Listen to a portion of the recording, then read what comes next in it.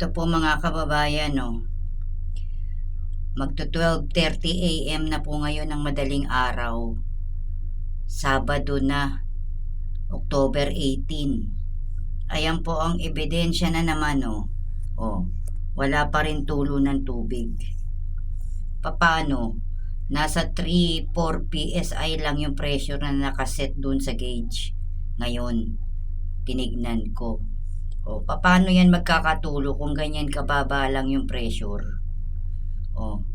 12:30 AM na po yan, ha. Kanina pa po ako nagte-text sa kanila sa Prime Water. Pero dead ma.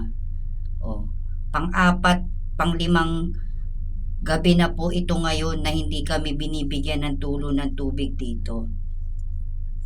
Ayan po ang ebidensya ng gawa po ng Prime Water. Wala namang pong repair maintenance dito sa area ko. Pero walang kadahilanan para hindi magkatulo rito. Nasadya talagang nilang binaba yung pressure. Nasa 3-4 PSI lang. Kaya walang tulo ng tubig. Hindi umaabot dito sa akin. 12:30 na po ngayon ng madaling araw, Sabado na.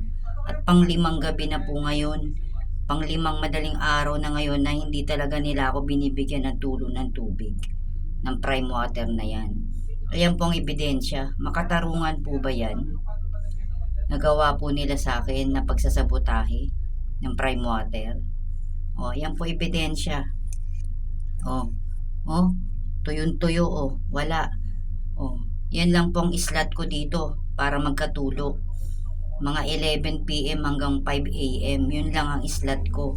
Pero sa islat ko, wala pa rin tulo silang binibigay. 5 gabi na, 5 madaling araw na po. Yan po ang ebidensya. NWRB. Yan po yung gawa sa akin ng Prime Water. 5 gabi na po. 5 madaling araw na po yan. October 18 na ngayon, Sabado. 12:30 AM po. Ayan po ang ebidensya. Wala pong tulo kasi nasa 3-4 PSI lang po yung set ng gauge dun sa metro ko.